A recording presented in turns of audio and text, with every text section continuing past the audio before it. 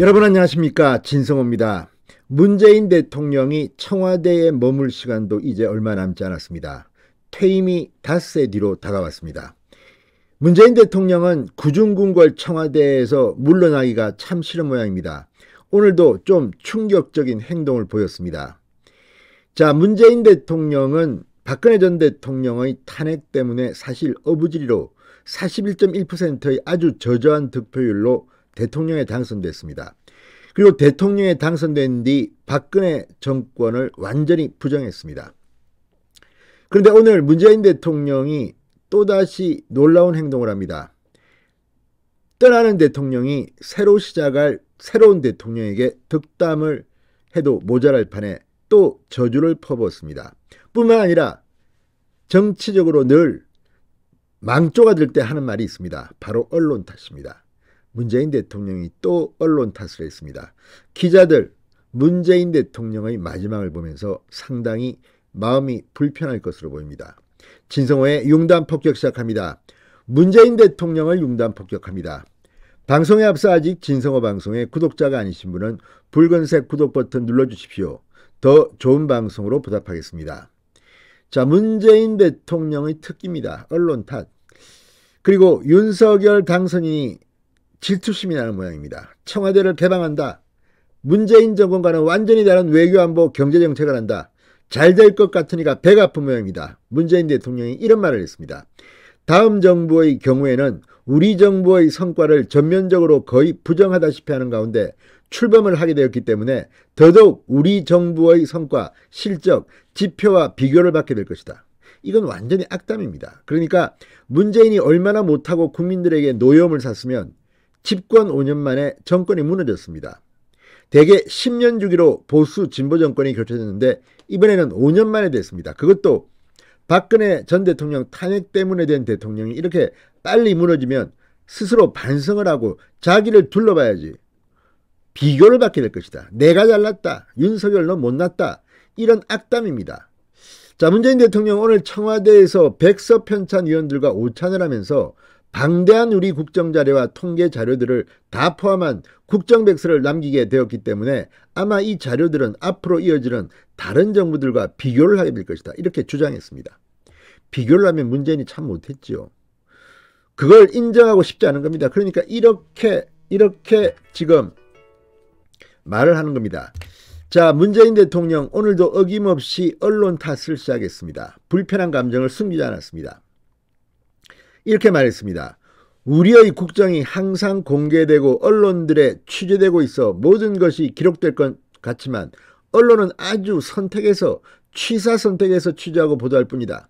언론은 때로는 편향적이기도 하다. 이렇게 말했습니다. 아니, 언론이 때로 편향적이기도 한 걸 몰랐습니까? 정말 편향적이었죠. 문재인 정권의 편향적이었죠. 자, 문재인 정권 초기에는 사법, 언론까지도 장악했다는 비판을 받았습니다. 실제 그랬습니다. 그런데 지금 문재인 대통령 자기에 대한 평가가 박하다고 스스로 느끼는지 이런 말을 지금 하기 시작합니다. 불과 퇴임 닷새 앞두고 문재인 대통령이 한 말입니다. 청와대에서 한 말입니다. 참으로 밴댕이라는 단어가 생각납니다. 문재인 대통령은요, 결국 역사는 기록이다. 기록돼야만 역사가 된다. 전체의 균형된 국정기록을 남기는 것은 그 정부가 해야 할 하나의 책무다. 그러니까 자기는 잘했는데 언론이 편파적으로 보도했기 때문에 여러분들이 백서에서 날 잘했다고 기록해달라 이런 겁니까 지금? 원래 왕조시대에도 임금은 사관에 참관하지 않습니다. 자유롭게.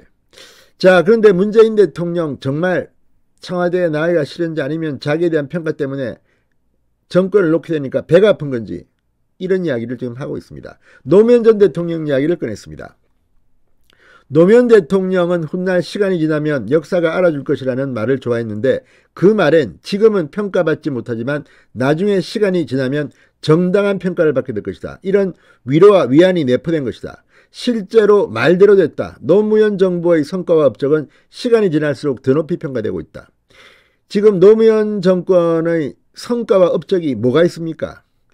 자, 지금 이 말은 문재인 대통령이 노무현 전 대통령과 비교된다는 건데 제가 볼 때는 노무현 전 대통령보다 못합니다. 그리고 실제로 노무현 전 대통령 기간 중 성과 이게 뭐가 있습니까?